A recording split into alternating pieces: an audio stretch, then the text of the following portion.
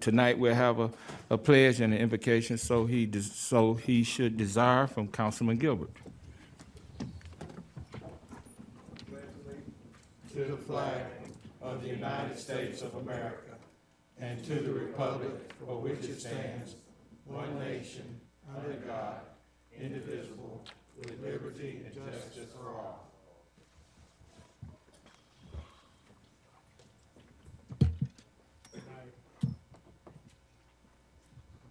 Got it? Okay. Tonight we're gonna say a few prayers before you go up there. From venue, Pastor Jordan, say a few prayers for us. We definitely need. Yes, sir. All right, let's pray.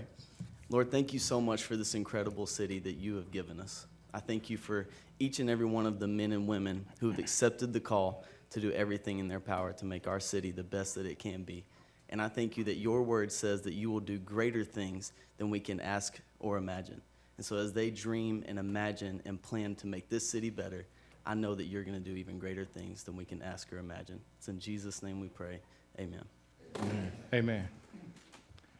At this time, I'd like to have a motion to approve the minutes. Move to approve. Second, it's been moved and properly second. Any questions? All in favor by the sign of aye. Aye. Opposers, nay. Thank you. Tonight, we'll have a presentation coming from Councilwoman Demetrius Coonrod. Thank you, Chair. And if I can get Montreal Beasley, Ladarius Price, Chris Ramsey, Troy Rogers, Chris Sands, and Timus Terry to come up, please.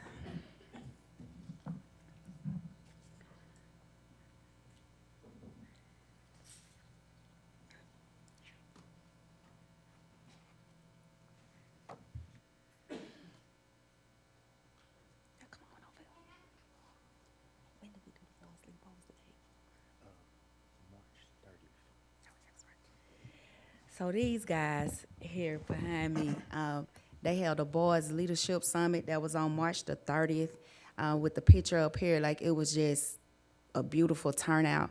But outside of just them leading the cause for the boys leadership summit, all of these guys here have led the charge to make sure they changing the trajectory of our young men and boys, to make sure that they're on a path that's going to create positive change in their communities, in their lives, and move them forward in life. So we're presenting them with a proclamation today from the City of Chattanooga, Office of the Mayor's Office, and it reads, whereas in the spring of 2010, author and radio personality Michael Baisden, is that a 1 Million Mentors campaign was held in Chattanooga. He challenged the attendees with the following statement: what are you going to do when I leave Chattanooga? And whereas in 2010, a group of men from various organizations with an interest in helping young African-American males become successful and productive adults responded to that question and joined together to host the first Boys Leadership Summit in October of that year.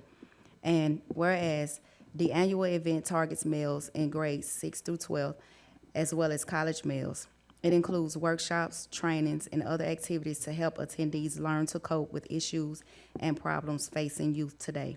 In addition, organizers have worked with organizations such as Big Brothers, Big Sisters, and the Boys and Girls Club of Chattanooga to link boys with access to mentors. And whereas on March the 30th, 2019, over 300 young men attended this year's summit on the campus of UTC. And whereas the founders and organizers of the Boys Leadership Summit have provided a platform for conversation that will engage, empower, and encourage young men to achieve the greater heights. Now, therefore, I, Mayor Andy Burke, and Councilwoman Demetrius Coonrod, the City of Chattanooga, do hereby recognize and acknowledge the organizers of the Boys Leadership Summit, Montreal Beasley, Ladarius Price, Chris Ramsey, Troy Rogers, Chris Sands, and Timus Terry. And witness whereof I have hereunto set my hand and caused the seal of the City of Chattanooga to be affixed this, the 30th day of April 29th, and Mayor Burke signed it. Thank you, guys.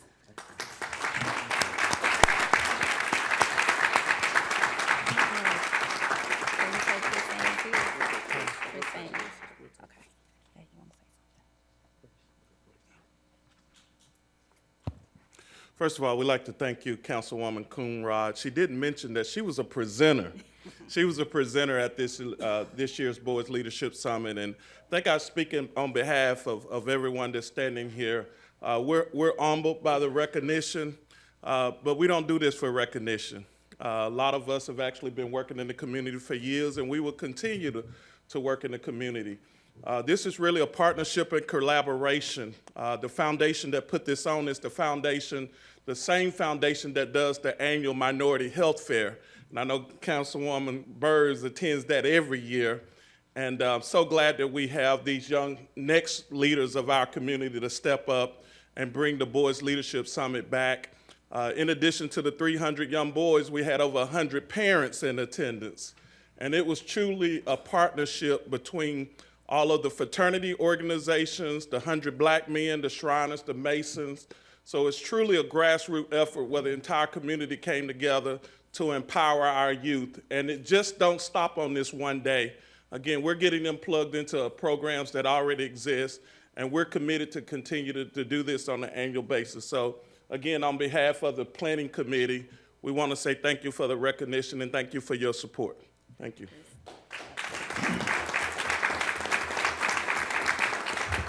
Hey, Chris Ramsey and gentlemen, I want to personally thank y'all for all that you've done.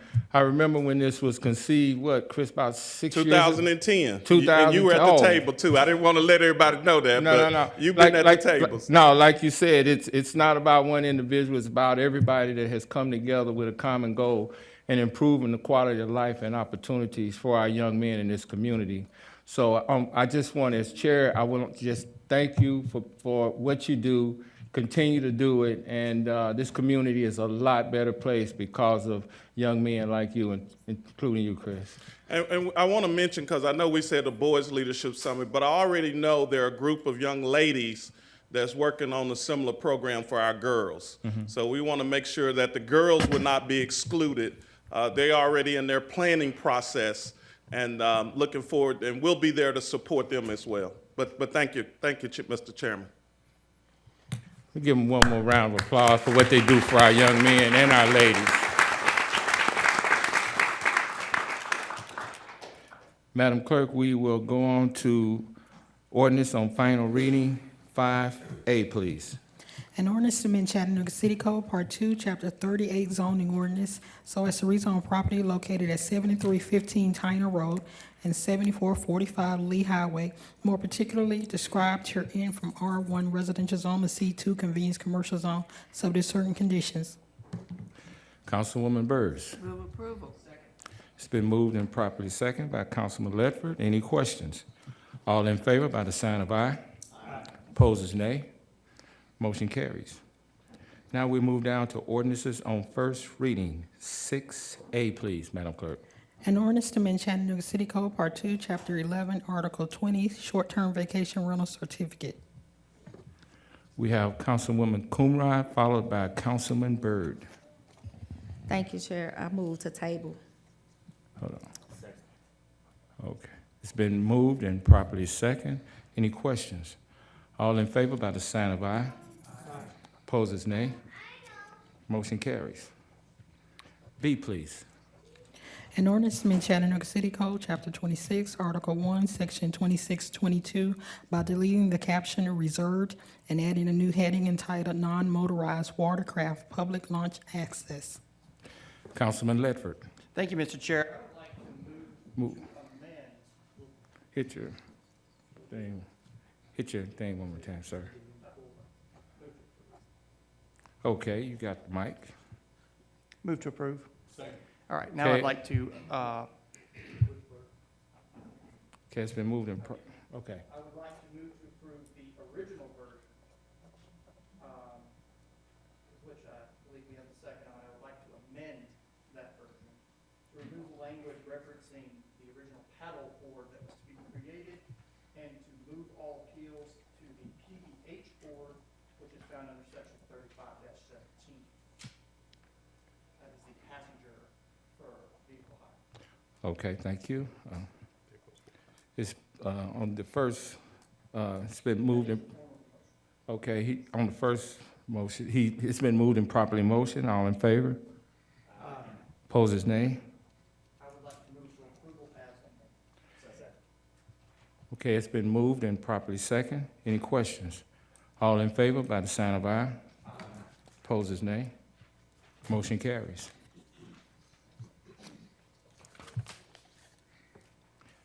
C, please. An ordinance amending Chattanooga City Code Part 2, Chapter 26, Section 26-3 relating to operation of vehicles in parks, Chapter 26, Section 26-4 relating to reckless speeds, Chapter 24, Section 24-33 relating to overtaking and passing of vehicles proceeding in the same direction, and Chapter 24, Section 24-511 through 24-523 to establish rules and regulations relating to the operation of the regulation of dockless small vehicle sharing programs. We have Councilman Smith, followed by Councilman Ledford. Thank you, Mr. Chair. For making any motion, I just want to state that this is the second time this body has considered this legislation. It was several months ago, the first time it came up, and I expressed my views on it at that time. And I had hoped that there would be a significant number of changes that took place between now and then, not just the legislation itself, but around the country where these scooters have been employed and deployed in different cities. And unfortunately, as I stated back then, all it takes is pulling up Google one time and typing in electric scooters and looking for results to see how well they're performing around the country.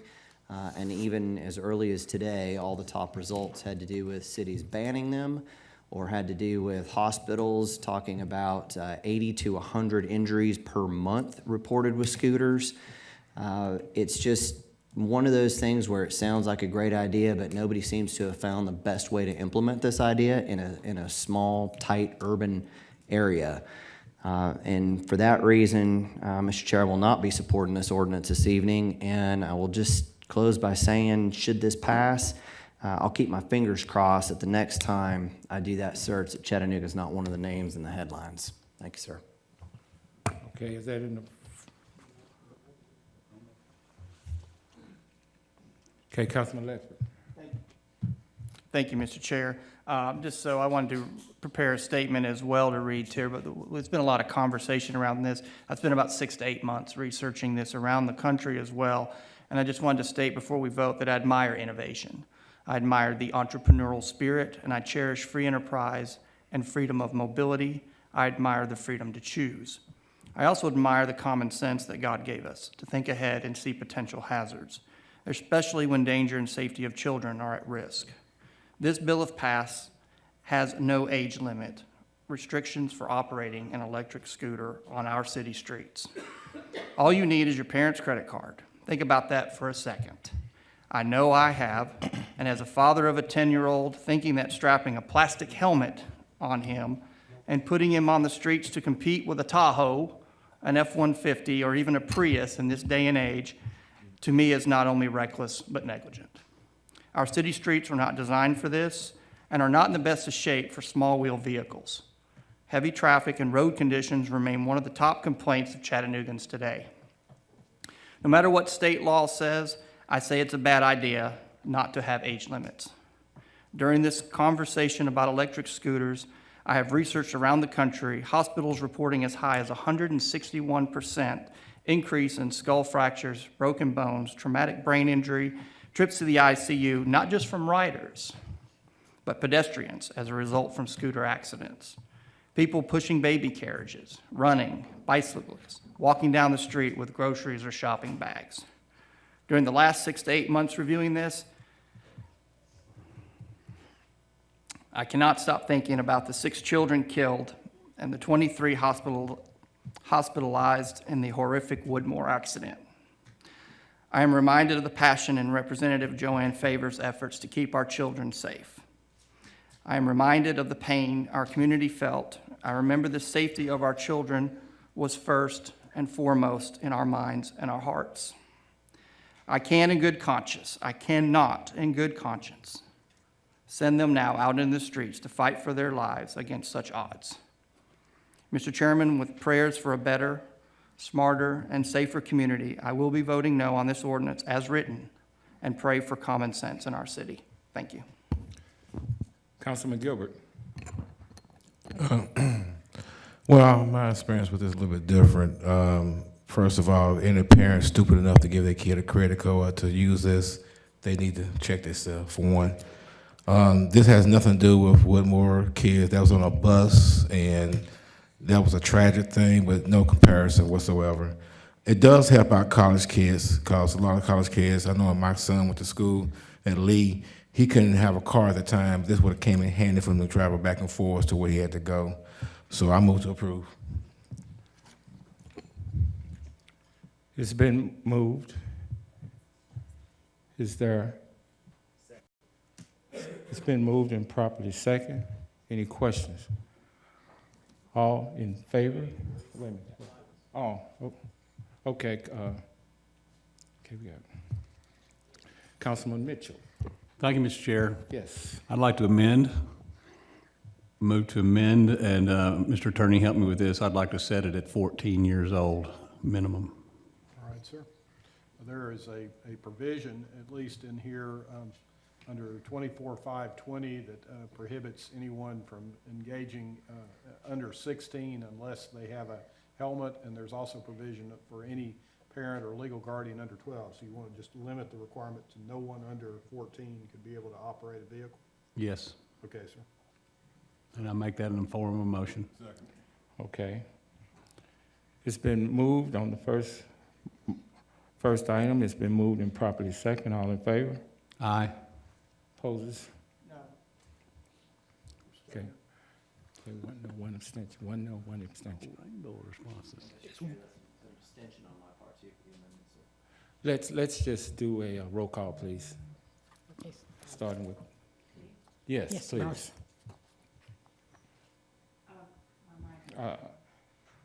Hit- Okay. I'm sorry. Okay. Okay, would you hit your button again now, Councilwoman, please? Okay, Okay. I Sure. had my light on Sorry. before the vote, and it got missed. I'm agreeing with what my colleagues are saying about the university campuses, this sort of thing, but there are certain safety regulations that are not in it, and because they're not in it, and we haven't been able to get them in it, I'm going to abstain.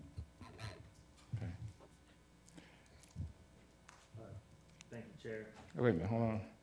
Gotcha. I wanted to also echo, I do feel that we are not a lot of other cities, and I think that we have to brand ourselves as Chattanooga and do things different a lot of times in other cities.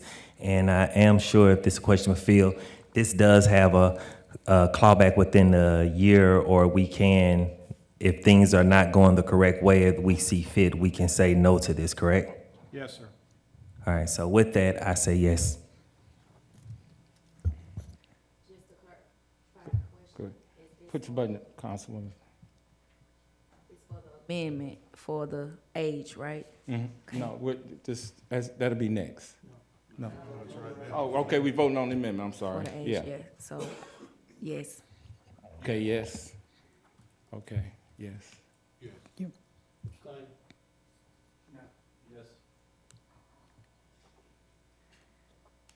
Smith. Oglesby. Yes, That's 5 yes. okay. Motion carries.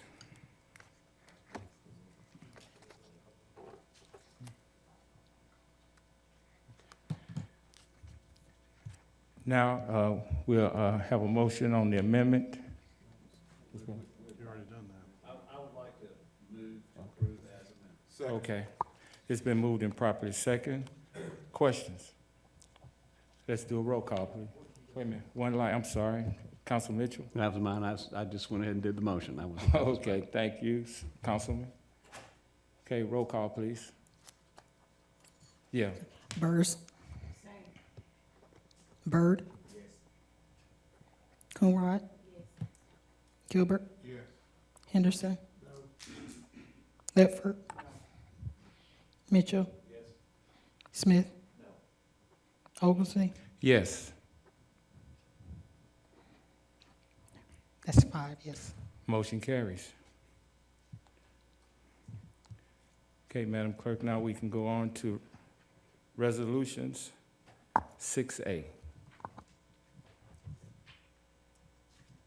7A, I'm sorry, 7A.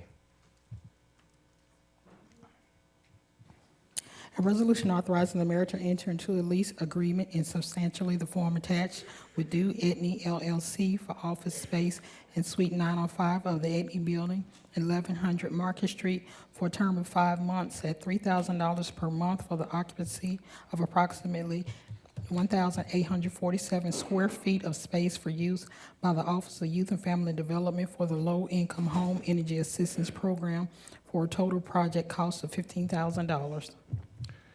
Councilman Byrd, followed by Councilwoman Coonrod.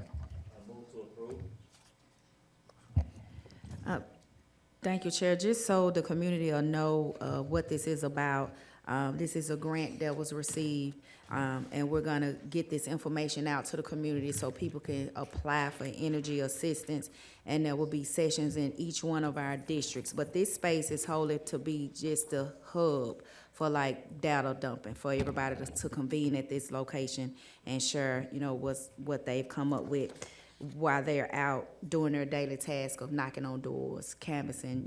The campaign has been created simply for that, and it's just for the 5 months period, and after that, then it's gonna be over. So the space is leased simply for that purpose. I just wanted you guys to be in the know, because we've received emails, phone calls in regards to this, that a lot of community members felt like that the money they feel like it shouldn't have been used for this space, but it was a grant that they applied for. Thank you, and with that, I approve. Second. Thank you, Councilwoman. It's been moved and properly second. Questions? All in favor by the sign of aye. Aye. Opposers, nay. Motion carries. 7B, please. A resolution authorizing the Chief Human Resources Officer to enter into an agreement with Gallagher Benefits Services, Inc. to conduct a compensation study for the city of Chattanooga in the amount of $98,500. Councilman Gilbert. I'd like to defer this to next Tuesday. With the same amount of money, we can take advantage of some more components of this with the same amount of money, so I'll defer it to next week. Okay, it's been moved and properly second by Councilman Byrd. Any questions? All in favor by the sign of aye. Aye. Opposers, nay. Motion carries. 7C, please. A resolution authorizing the Director of Human Resources to extend an existing agreement with Unum Group to provide group life insurance at the rate of .119 cents per $1,000 to cover salary and accidental death and dismemberment, AD&D insurance, at the rate of .019 cents per $1,000 to covered salary, and will offer city employees voluntary life and AD&D insurance for a first of 2 optional renewal terms beginning July 1, 2019, at the approximate cost of $515,000. Councilman Gilbert. Move to approve. It's been moved and properly seconded. Any questions? All in favor by the sign of aye. Opposers, nay. Motion carries. D, please. A resolution authorizing the Director of Human Resources to extend an existing agreement with the Hartford to provide pension, long-term disability, LTD insurance at the rate of .48 cents per $100 to cover salary, and a Family Medical Leave Act, FMLA, leave management system at the rate of $1.85 per employee per month, and will offer city employees voluntary short-term disability, STD insurance for first of 2 optional renewal terms beginning, and this is not reading correctly on my document. With this option renewal terms beginning, I see what you're saying, but it's going to be for $280,000? $820,000. Yes, $820,000.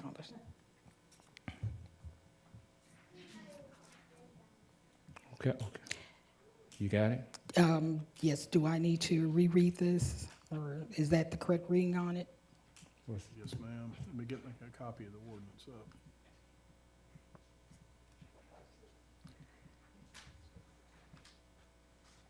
Hold on just a second.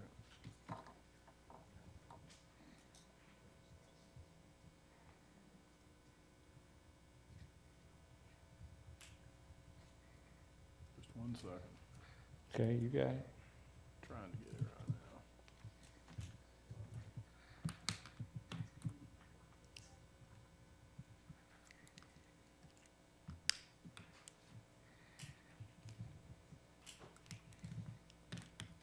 At the approximate cost of $820,000. It's beginning July 1st, 2019, at the approximate cost of $820,000. Okay. You good? Okay, what's the pleasure of the council?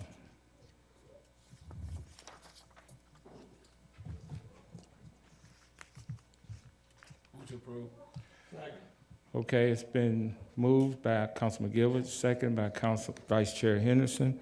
Any questions? All in favor by the sign of aye. Opposed, nay. Motion carries. Move on to Public Works and Transportation. Public Works, E. A resolution authorizing the administrator for the Department of Public Works to finalize the first of 2 optional renewals of an agreement with Club Profit Systems to provide city golf courses with a point of sale and tee time reservation system annually for an amount not to exceed $13,000. Councilwoman Burrs. It's been moved and properly seconded by Councilman Ledford. All in questions? All in favor by the sign of aye. No, nay, any nays? Motion carries.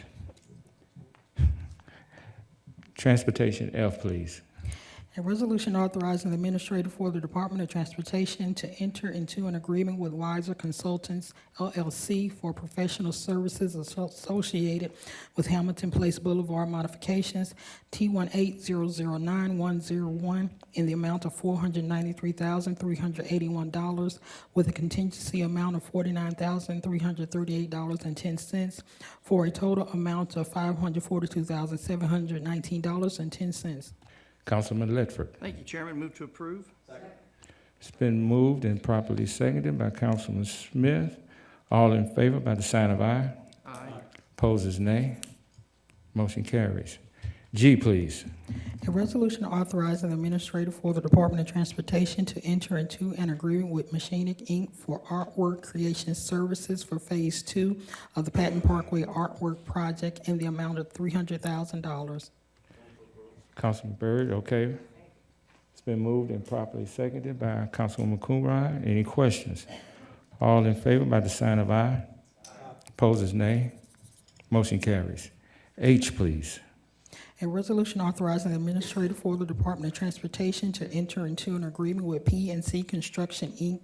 relative to contract number D17019-201 for construction services associated with Patton Parkway Pedestrian Plaza in the amount of $3,913,688.40, with a contingency amount of $391,368.84, for a total amount of $4,305,057.24. Councilman Henderson. Gotcha. Mr. Bailey, could you,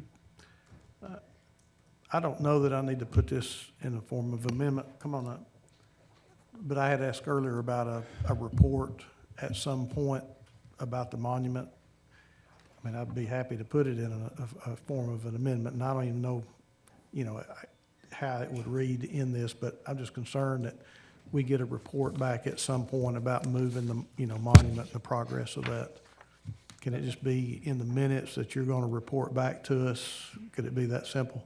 I'm happy with that. Yes, sir. And when would you report back to us? What would be a acceptable date to report back progress? Given their timeline, and we've got a city staff person who's on that committee that I can check with, but I would think are you interested in one report between now and the deadline, or multiple reports?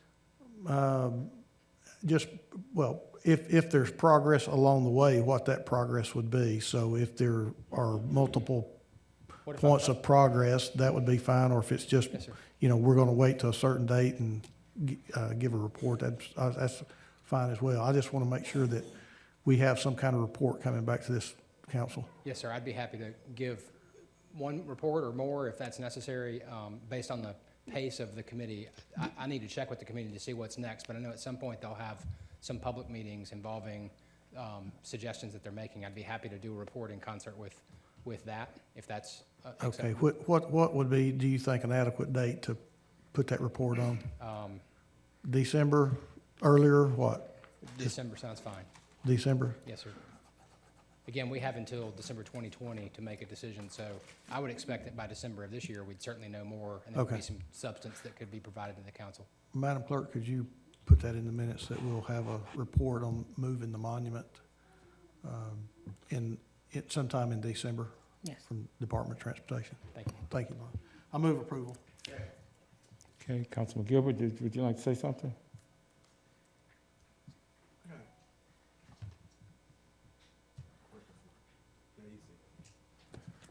Can you hear me? Daisy?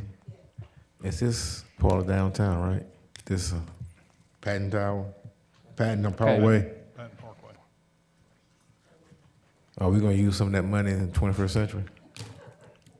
You know I'm gonna ask.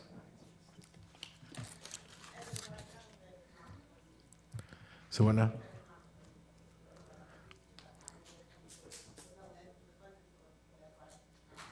Could it be a funding force?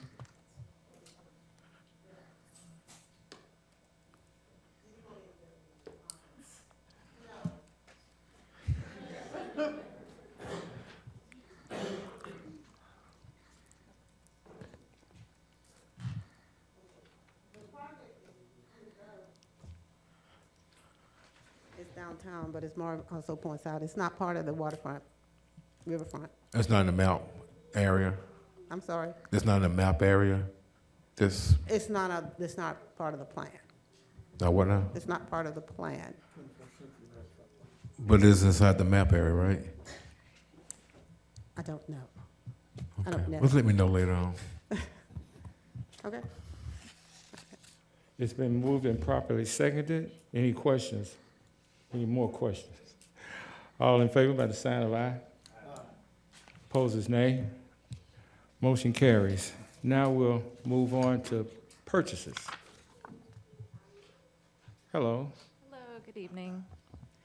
Our first three purchases for your consideration tonight are on behalf of the Information Technology Department. The first being a blanket contract renewal for technology, security, and communication solutions to be awarded to Tyler Technologies, Inc. in an estimated annual amount of $500,000. Next, a blanket contract renewal for technology products, services, and solutions to be awarded to Insight Public Sector in an estimated annual amount of $1.5 million.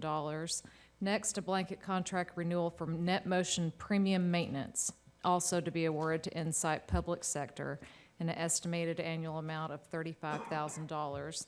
The remaining purchases being on behalf of the Public Works Department. We have first the blanket contract, a new blanket contract for police vehicle lighting and equipment installation to be awarded to On Duty Depot in an estimated annual amount of $200,000. Next, a blanket contract renewals for the contracts for paper goods, first being awarded to AVM Enterprises, Inc., excuse me, and second to American Paper and Twine Company, with a total estimated annual amount of $150,000. Next, the blanket contract renewals for the two contracts for plumbing services to be awarded first to Keefe Plumbing and Heating Company, Inc., and second to Chase Service, LLC, in a total estimated annual amount of $1 million. And next, the blanket contract renewal for janitorial and custodial services for the Waste Resources Division to be awarded to Custom Custodial Services in an estimated annual amount of $100,000. And finally, the blanket contract renewals for the two contracts for PVC pipes and fittings to be awarded to first Piping Supply Company and second Consolidated Pipe and Supply Company, Inc., in a total estimated annual amount of $125,000. Council, what is your pleasure? Move approval. It's been moved and properly seconded. All in favor with the sign of aye. Opposers, nay. Motion carries. Thank you. Thanks, Bonnie. Now on to committee reports. Councilwoman Burrs. You didn't want to? Mic on now? Yes, it is. Okay. So today, we handed out the FY 2020 budget education schedule, which will begin next week, May 7th, and right now go through June 25th. They will take place at our 1:30 meetings. They're for the education of the council and for them to pass on to their constituents and receive concerns from their constituents as they wish. By next week, we'll have a detailed schedule out of what issues will be discussed then. Thank you, Mr. Chair. Thank you. Councilman Byrd. Thank you, Chair. Today we had a presentation from River City Company about the bid process, the Business Innovation District, the Investment District that will be happening downtown during the Economic and Community Development Committee. And during the 1:30 session, we had a wonderful presentation from the Mayor's Women Council in C&E concerning predatory lending. Thank you. Thank you, sir. Councilwoman Kumrah. Councilman Gilbert. No report. Councilman Ledford. Thank you, Chairman. Hold on, hit your button again, please. Gotcha, sir. Got me now? Thank you. Thank you, Chairman. We will have a Planning and Zoning Committee meeting immediately following the agenda session next Tuesday. Thank you. Councilman Mitchell. Thank you, Mr. Chair. We had a Public Works and Transportation Committee meeting today, and we'll have another one in 2 weeks after agenda session. Councilman Smith. Thank you, Mr. Chair. Earlier today, we did have a Public Safety Committee meeting. We discussed the Police Advisory Review Committee legislation with Chief Roddy, and it's quite possible we will be meeting again. We're going to hear next week about a timeline of what it might take to get it implemented from Chief Roddy, and we're going to go from there, sir. Thank you, Mr. Smith. Now we have recognitions of person wishing to address the council on non-agenda items. Mr. City Attorney, please read the rules. Yes, sir. Before we read the rules, apologize for anybody attending the meeting tonight regarding short-term rentals. That item needs a little bit more work. That's one reason that we've got that at least put off at this point in time for more discussion and public input. So just wanted to make sure that y'all are aware that that's an error on the agenda for this evening, and we'll deal with those other matters. But at the end of each council business meeting, the chair is authorized to recognize members of the public who wish to address the council, and anybody wanting to address the council at this point in time can only be recognized at the microphone up front for that purpose. You can only have 3 minutes to speak and address the council upon matters within their legislative and quasi-judicial authority. Don't use any vulgar or obscene language or use the floor to personally attack or personally denigrate others. And please address your comments to the council as a whole, not to specific council members. And the chair can't recognize anybody to speak more than twice in a 30-day time period. But anyone wishing to speak at this point, please come forward.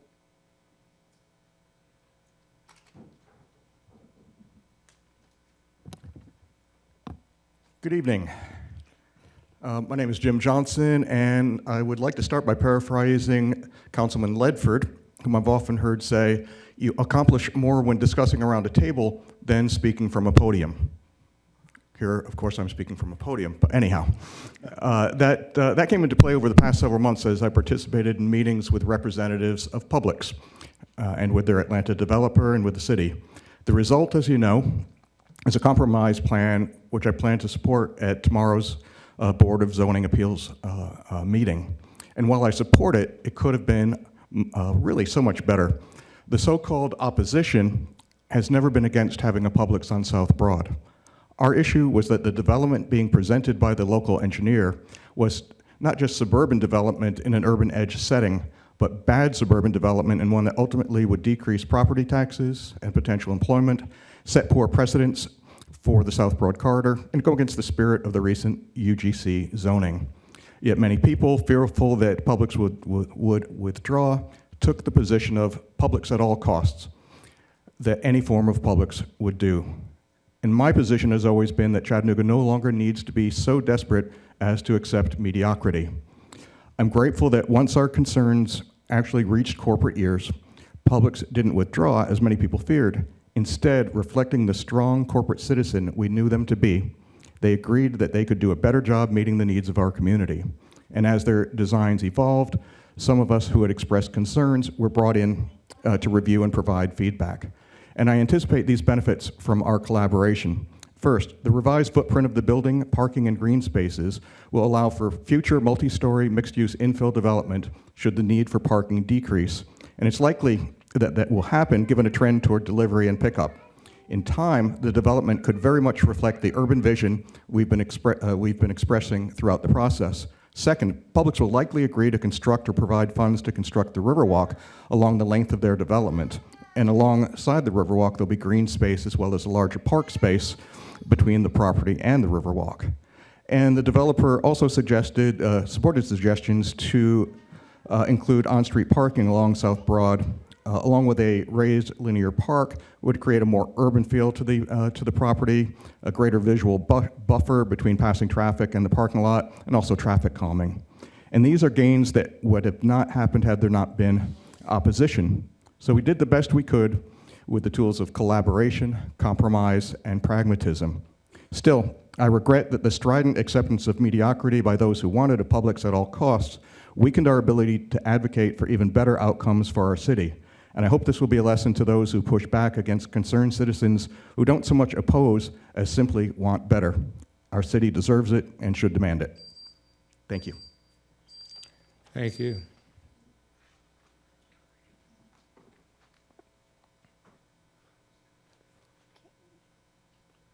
Hello, my name is Christopher Daw, and I reside at 2020 East 12th Street. You wanted to ask him something, GHC? Nurses, is a sewer pipe. He wanted to ask about sewer issues again, because we recently saw where the smell ordinance was passed, and we noticed that around 2 a.m. in the morning, you can have a pungent smell coming off of Moccasin Bend. Also, we've noticed that when we drive through Alton Park, that almost every day there's a chemical company that puts off a pungent smell into the neighborhood as well. And so I just wanted these issues to, be looked into, because there has been complaints made onto these issues through the Air Pollution Control Board as well. There are also several parking garages downtown with moldy smells that need to be remediated too. And then I just would like to say that it was brought into my attention that a lot of the quasi-judicial boards that the city has a part of, every member has to sign an agreement that they'll follow Robert's Rules of Order. And so I just wanted to bring that to everybody's attention, that all the other boards that the city council makes people part of, they have to abide by Robert's Rules of Order. Thanks, and you guys have a great rest of the day. You guys don't bye-bye. Bye. Thank you.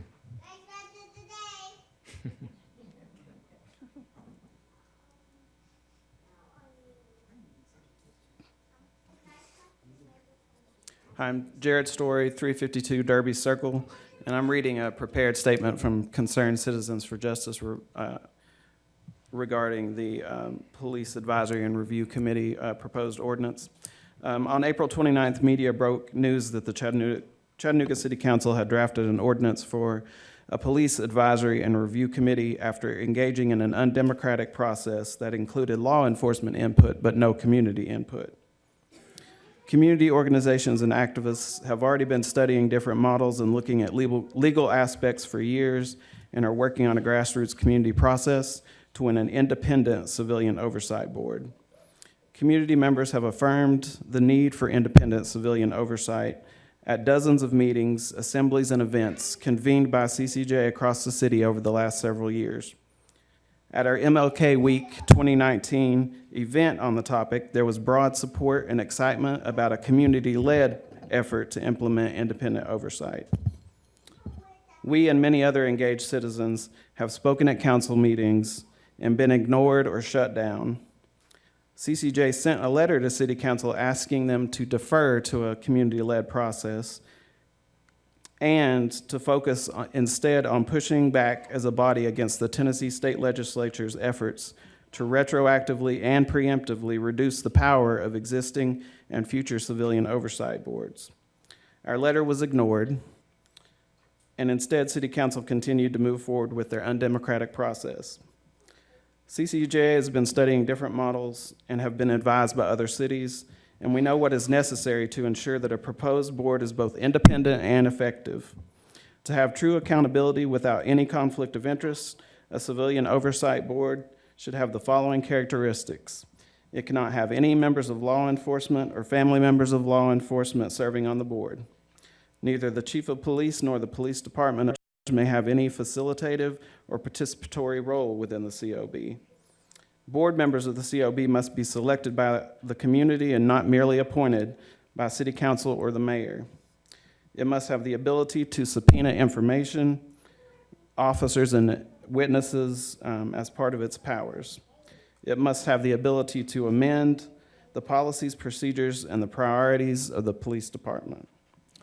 Resources for the board members' salary, staff, operational expenses, and training must be reallocated from the existing police budget. Any model without these elements will fail to provide meaningful change to the systems of policing in our city and ultimately be rejected by the community. Thank you. Thank you. Is there anyone else that would like to speak? Good evening. I'm Susan Bureau. I live in Hickson, Tennessee. I'm here to talk about short-term vacation rentals. Okay, I was at the hearing today where it was moved again tonight. When it was moved in October, it was up for review again in 6 months, which really would have made it today. But they want more community input, and I want to know how to go about doing that, other than this right here. Where do you get your community input from, and how do I become part of that? Yes, ma'am. They're supposed to be holding meetings that the RPA will be scheduling to allow the public to have input into any changes into the short-term rental ordinance. Okay, what is the RBA? Regional Planning Agency, ma'am. Okay. And I can find this online, this information? Yes, ma'am. The Regional Planning Agency has a website. They will Okay. be doing that, and they will also be putting out notification of meetings. Okay. Yes, And ma'am. this is coming up for review again in 90 days, is that correct? They have made a request. It has been tabled tonight. It will have to come up whenever there is a request for it to be added to the agenda. And how does the request work? Who requests it? It has to be at least 2 city council members making a request at least 3 weeks in advance of the meeting. Okay, Yes, ma'am. thank you.